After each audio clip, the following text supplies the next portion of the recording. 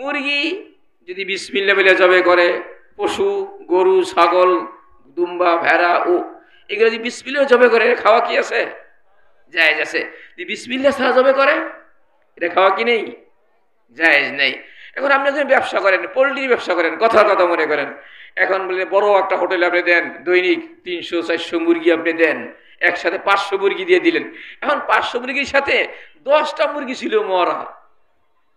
কয়টা মুরগি? কথা উদাহরণস্বরূপ। এখন বলে যে আরে ভাই কথা নেই, আপনি নিয়ে আসেন, সমস্যা নেই। স্যার এই 10টা মুরগি মারা গেছে, আরে সমস্যা হবে না, নিয়ে আসেন।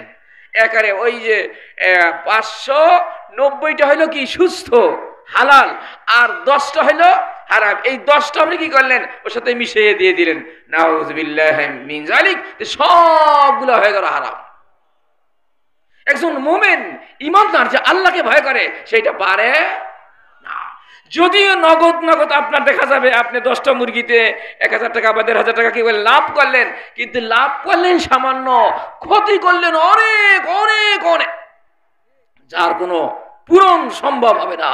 হাসরের ময়দানে এই যে মানুষকে আমি ঠগাইলাম, মানুষকে ন্যায্য অধিকার থেকে বঞ্চিত করলাম, প্রত্যেক ব্যক্তির 1 দিরহামের 6 ভাগের 1 ভাগ হকের জন্য 600 রাকাত কবুল জামাতের নামাজের সওয়াব দেওয়া লাগবে। কথা বুঝা যায় নাকি? অনেক লম্বা চূড়া কথা আছে। এই জন্য আমাদের দোস্ত, আমরা আল্লাহকে ভয় করে এই ব্যবসার মধ্যে কি করবো? হালাল ভাবে চলার চেষ্টা করবো। পারবো না ইনশাআল্লাহ?